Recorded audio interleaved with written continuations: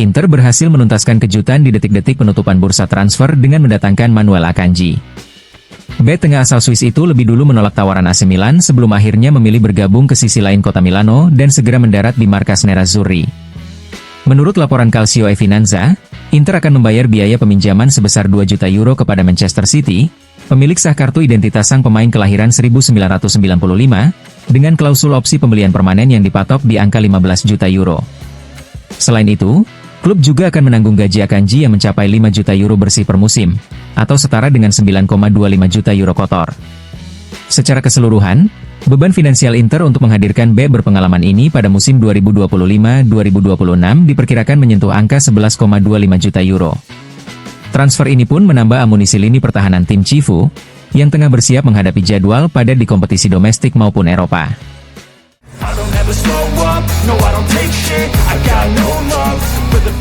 Galatasaray kembali mencoba mendatangkan Hakan Calhanoglu. Menurut laporan jurnalis Sky Sport Jerman, Florian Plettenberg, pembicaraan antara pihak klub dan Inter saat ini masih berlangsung, meski negosiasi dinilai cukup sulit. Meski begitu, klub asal Turki tersebut tetap berupaya keras untuk membawa pulang gelandang timnas Turki itu. Target mereka adalah memasangkan Calhanoglu dengan İlkay Gundogan, yang disebut-sebut semakin dekat bergabung dengan skuad asuhan Okan Buruk. Sebagai catatan, bursa transfer di Turki masih terbuka hingga 12 September, sehingga Galatasaray masih memiliki waktu untuk menuntaskan operasi besar ini.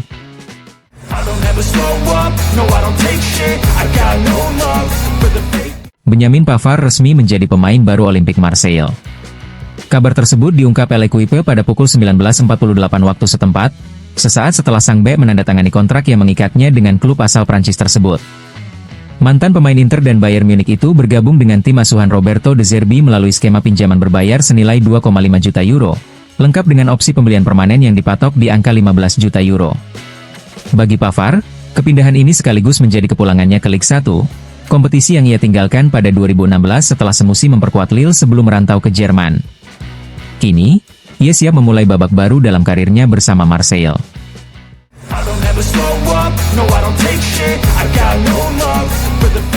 Inter berhasil memenangkan perlombaan melawan waktu di detik-detik penutupan bursa transfer. Manuel Akanji resmi menjadi pemain baru Nerazzurri setelah dokumen kepindahannya dari Manchester City diserahkan ke Lega Serie A. Meski pengumuman resmi dari kedua klub masih ditunggu, proses administrasi telah rampung sehingga bek asal Swiss itu kini tinggal menunggu peresmian untuk memulai petualangan barunya di bawah panji Inter.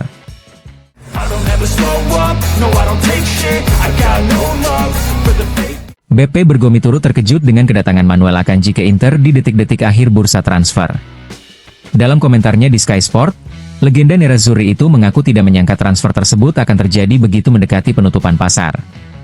Seorang bek cepat memang saya harapkan sejak awal bursa, bukan sekarang.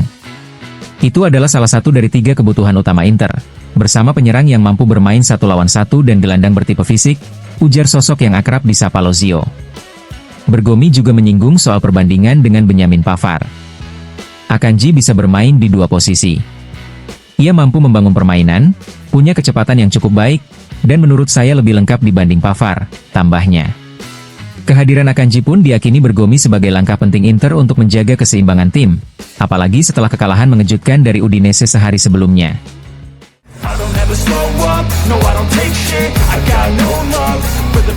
Kekalahan Inter dari Udinese di San Siro kembali memunculkan kritik tajam. Paolo Condo, dalam analisisnya di Corriere della Sera, menilai bahwa inilah momen di mana sosok seperti Ademola Lookman akan sangat dibutuhkan. Situasi seperti ini adalah saat yang tepat bagi Lookman, tulis Condo. Ia menilai Inter gagal mengatasi gaya permainan Udinese yang memadukan kekuatan fisik, kualitas teknik, dan organisasi taktik yang solid. Udinese menang di San Siro karena di babak pertama Inter tidak tahu bagaimana menghadapi perpaduan tersebut. Mereka melakukan serangan balik dengan cepat, dan tidak ada yang tahu cara menghentikannya. Ketika permainan berbalik di babak kedua, karena tentu saja hanya Inter yang menyerang, puluhan umpan silang ke kotak penalti berhasil dikuasai oleh benteng terbang Runjaik, lanjutnya. Analisis ini menegaskan bahwa Inter tidak hanya butuh variasi di lini depan, tapi juga kehadiran pemain yang bisa menciptakan perbedaan secara individual di tengah situasi sulit.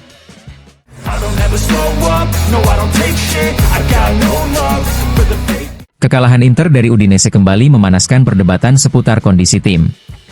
Paolo Di Canio, saat menjadi tamu di Sky Calcio Club, menyampaikan analisis tajam tanpa basa-basi terkait momen sulit yang dialami Nerazzurri.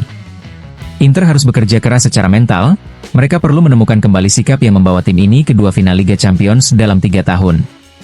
Saat itu mereka tahu bagaimana melakukan pengorbanan. Bagi saya, aspek psikologis juga ditentukan oleh detail, ujar mantan striker Lazio dan West Ham tersebut. Di Canio kemudian menyoroti performa Nicolo Barella, gelandang yang dianggapnya harus memberi kontribusi lebih. Tidak bisa bermain seperti ini, berhenti hanya untuk mengontrol bola. Bola harus dikontrol sambil bergerak dan langsung dimainkan.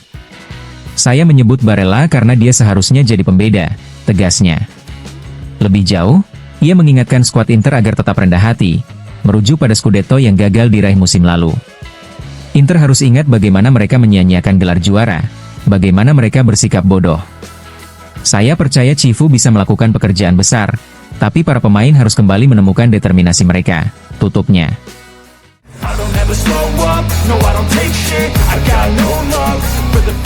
Lele Adani ikut mengomentari langkah Inter Milan di bursa transfer musim panas ini. Dalam analisisnya di La Domenica Sportiva yang tayang di Rai, mantan bek timnas Italia itu mengaku tidak sepenuhnya memahami strategi belanja Nerazzurri. Saya tidak bisa mengikuti logika pasar Inter. Bursa transfer ini tidak dijelaskan dengan baik kepada para tifosi. Mereka mencari satu pemain, tapi yang datang justru berbeda. Misalnya, memburu seorang bek yang akhirnya justru pergi ke Liverpool, namun penggantinya tak kunjung tiba. Atau ketika yang dibutuhkan Lokman, malah yang datang gelandang tengah, ujar Adani. Meski mengkritik arah kebijakan, ia juga mengakui ada rekrutan menarik. Inter tetap melakukan hal bagus. Pemain-pemain yang mereka datangkan saya suka, termasuk Diouf yang menurut saya sangat kuat. Tapi tetap saja, saya tidak mengerti pasarannya. Dan saya penasaran sejauh mana Cifu benar-benar sejalan dengan manajemen dalam urusan transfer, tambahnya. Pernyataan Adani ini semakin mempertegas keraguan publik soal kejelasan strategi Inter di musim yang penuh tantangan.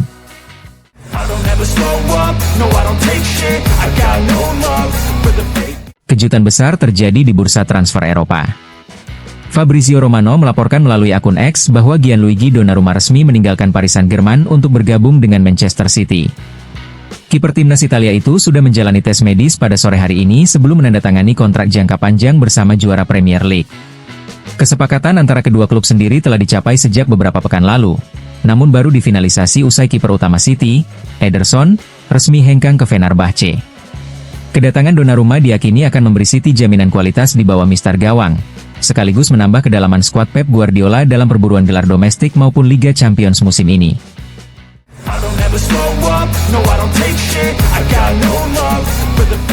Sekarang sudah resmi, Rasmus Højlund menjadi pemain baru Napoli asuhan Antonio Conte.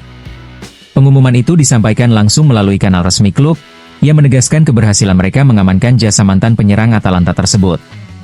Højlund, yang sebelumnya sempat lama masuk radar Inter, didatangkan dari Manchester United dengan formula pinjaman disertai kewajiban pembelian permanen. Sementara itu, Atalanta kembali membuat gebrakan dengan merekrut Yunus Musah dari AC Milan. Gelandang muda asal Amerika Serikat itu bergabung dengan status pinjaman hingga 30 Juni 2026, disertai opsi pembelian permanen.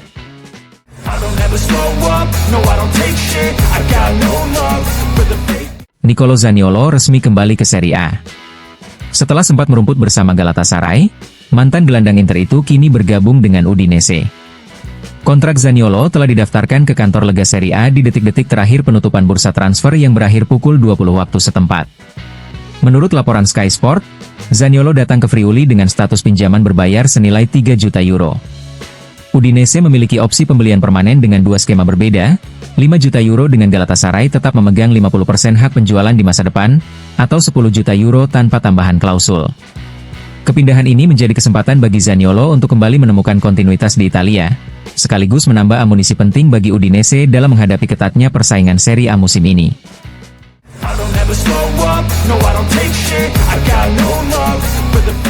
Alex Perez kembali ke Italia. Bek muda asal Spanyol kelahiran 2006 itu sebelumnya sempat mengenakan seragam Inter, meski hanya mencatatkan sedikit penampilan di tim Primavera dan U18. Kini, ia resmi bergabung dengan Torino dengan status pinjaman dari Real Betis.